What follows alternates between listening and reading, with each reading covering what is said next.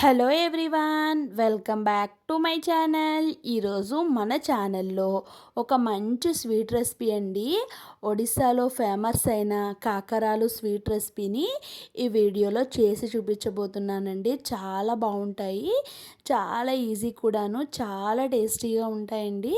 ఇంటికి ఎవరైనా అనుకోకుండా చుట్టాలు వచ్చినప్పుడు ఇలా స్వీట్ ప్రిపేర్ చేసి పెట్టండి, చాలా ఇష్టంగా తింటారు. ఇక దీని ప్రాసెస్లోకి వెళ్ళిపోదాము. దానికోసం నేను ఇక్కడ స్టవ్ వెలిగించి ఒక పాన్ పెట్టుకుంటున్నాను. దాంట్లోకి ఒక కప్పు మెజర్మెంట్తో నేను ఇక్కడ 2 కప్పుల వరకు నీళ్ళనైతే తీసుకున్నాను. మీరు ఏదైనా చిన్న గ్లాస్తో చేసుకోవాలి అనుకుంటే సేమ్ అదే గ్లాస్తో మెజర్మెంట్స్తో 2 గ్లాసులు వాటర్ తీసుకోండి. ఇప్పుడు దీంట్లోకి చిటికెడు సాల్ట్ వేసుకుంటున్నాను. వేసుకొని అలానే ఒక 2 టేబుల్ స్పూన్ల వరకు పంచదార కూడా వేసుకుంటున్నానండి. జస్ట్ 2 టేబుల్ స్పూన్లు అయితే సరిపోతుంది. ఇప్పుడు ఇదంతా కూడా కలిసేలాగా ఒకసారి అయితే కలిపేసుకోవాలి. చూడండి, ఇలా కలుపుకొని లైట్గా ఇలా వాటర్ మరుగుతూ ఉన్నప్పుడు ఒక కప్పు వరకు బొంబాయి రవ్వనైతే దీంట్లో వేసుకోవాలండి. బొంబాయి రవ్వ వేసిన తర్వాత ఫ్లేమ్ అనేది సిమ్లోనే ఉండాలి. హై ఫ్లేమ్లో పెట్టినట్టయితే రవ్వ అనేది మాడిపోతుంది. చూడండి, ఇలా స్మాష్ చేసుకుంటూ ఎక్కడా కూడా ఉండలు లేకుండా బాగా ఉడికించుకోవాలి ఈ రవ్వ మిశ్రమాన్ని. ఈ ప్రాసెస్ అంతా కూడా సిమ్లోనే పెట్టి చేసుకోవాలండి. హై ఫ్లేమ్లో పెడితే రవ్వ అంతా కూడా మాడిపోతుంది. చూడండి, రవ్వ మొత్తం కుక్ అయిపోయిన తర్వాత రవ్వ మిశ్రమాన్ని పక్కన పెట్టేసుకున్నాను. ఇప్పుడు వేరొక పాన్ పెట్టుకొని ఒక కప్పు వరకు పచ్చి కొబ్బరి, అలానే హాఫ్ కప్ కంటే కొంచెం ఎక్కువగా బెల్లం పొడి కానీ బెల్లాన్ని తురుముకొని కానీ వేసుకోవచ్చు. అలానే కొంచెం వాటర్ కూడా వేసుకోవాలి. మరి ఎక్కువ వేసుకోవద్దండి, కొంచెం వాటర్ వేసుకొని మొత్తం అంతా కలిసేలాగా కలిపేసుకోవాలి. ఇక్కడ నేను పచ్చి కొబ్బరి దేవుడికి కొట్టిన ఫుల్ కొబ్బరికాయనైతే వాడుతున్నాను. మీరు కావాలి అనుకుంటే హాఫ్ కప్పు పచ్చి కొబ్బరి, హాఫ్ కప్పు వరకు డ్రై కోకోనట్ పౌడర్, ఇలా 2 కూడా కలిపి చేసుకోవచ్చండి. లేదు అనుకుంటే ఫుల్గా ఏది ఉంటే దాంతో అయినా కూడా చేసుకోవచ్చు. ఈ పచ్చి కొబ్బరి బెల్లం అంతా కూడా ఉడికిపోయి బాగా దగ్గరికి అయిపోవాలి. చూడండి, కాస్త వాటర్ ఉంది కదా, అది కూడా ఇంకిపోయే వరకు ఉడికించి స్టవ్ ఆఫ్ చేసి కొబ్బరి మిశ్రమాన్ని పక్కన పెట్టేసుకున్నాను.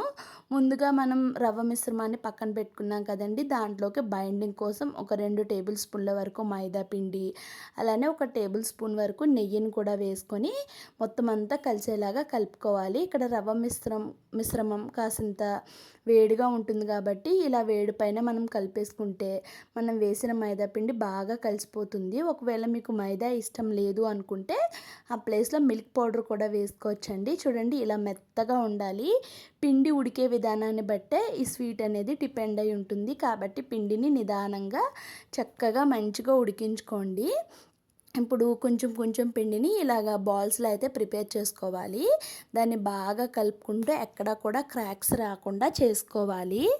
ఒకవేళ క్రాక్స్ వస్తున్నట్టయితే మనం వేళ్ళతో అడ్జస్ట్ చేసుకుంటే సరిపోతుంది. చూడండి, ఇప్పుడు ఈ లోపలికి స్టఫింగ్ మనం ముందుగా కొబ్బరి మిశ్రమాన్ని ప్రిపేర్ చేసి పెట్టుకున్నాం కదా, దాంట్లో అయితే పెట్టేసుకోవాలి. కొంచెం పెట్టుకొని స్టఫింగ్ అనేది బయటకు రాకుండా లోపలికి పెట్టుకొని మొత్తం అంతా కూడా కవర్ చేసేసుకోవాలండి. చూడండి, వేళ్ళ సహాయంతో ఇలా కవర్ చేసేసుకుంటే సరిపోతుంది.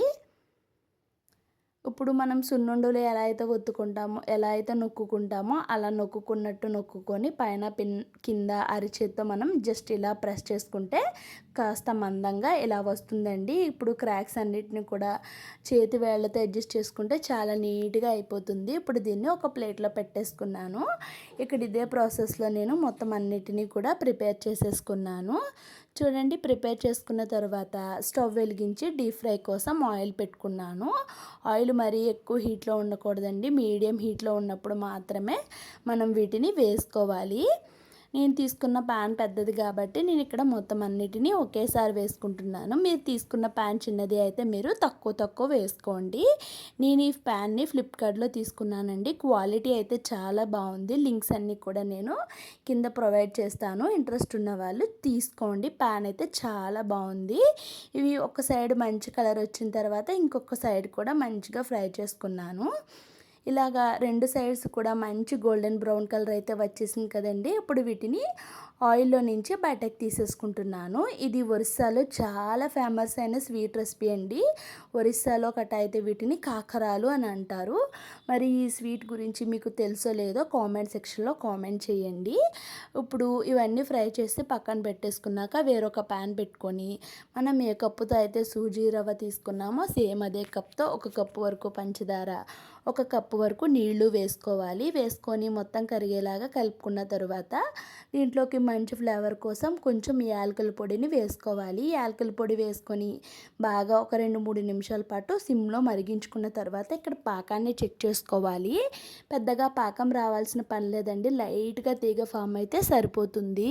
చూడండి గులాబ్ జామున్కి ఎలా లైట్గా స్టిక్కీగా పాకం తగిలితే సరిపోతుందో అలా వచ్చింది కదా. ఇప్పుడు ముందుగా ప్రిపేర్ చేసుకున్న ఈ స్వీట్ అంతటిని కూడా ఈ షుగర్ సిరప్లో అయితే వేసేసుకోవాలి. వేసుకొని అటు ఇటు టర్న్ చేసుకుంటూ షుగర్ సిరప్ అంతా కూడా వాటికి పట్టేలాగా పట్టించుకోవాలి. పట్టించుకొని 1 నిమిషం పాటు మూత పెట్టి సిమ్ ఫ్లేమ్లో కుక్ చేసుకోండి. అప్పుడు మనకి ఆ వేడికి బాగా పాకాన్ని అబ్జర్వ్ చేసేసుకుంటాయి. చూడండి ఆ వేడికి పాకాన్ని అబ్జర్వ్ చేసేసుకున్నాయి కదా. ఇప్పుడు సైజ్ కూడా కాస్త ఇంక్రీజ్ అయ్యింది. ఇప్పుడు వీటిని స్టవ్ ఆఫ్ చేసి మూత పెట్టేసుకొని ఒక 5 నిమిషాల తర్వాత నేను మీకు మళ్ళీ చూపిస్తాను. చూడండి చూస్తున్నారు కదా ఎంత పాకం ఉండేదో. 5 నిమిషాల తర్వాత మొత్తం పాకం మొత్తాన్ని అబ్జర్వ్ చేసుకున్నాయి. మరి ఇన్స్టెంట్గా చేసుకునే ఈ స్వీట్ రెసిపీ మీకు ఎలా అనిపించిందో ఖచ్చితంగా కామెంట్ సెక్షన్లో కామెంట్ చేయండి. వీడియో నచ్చితే లైక్ చేసి ఛానల్ని సబ్స్క్రైబ్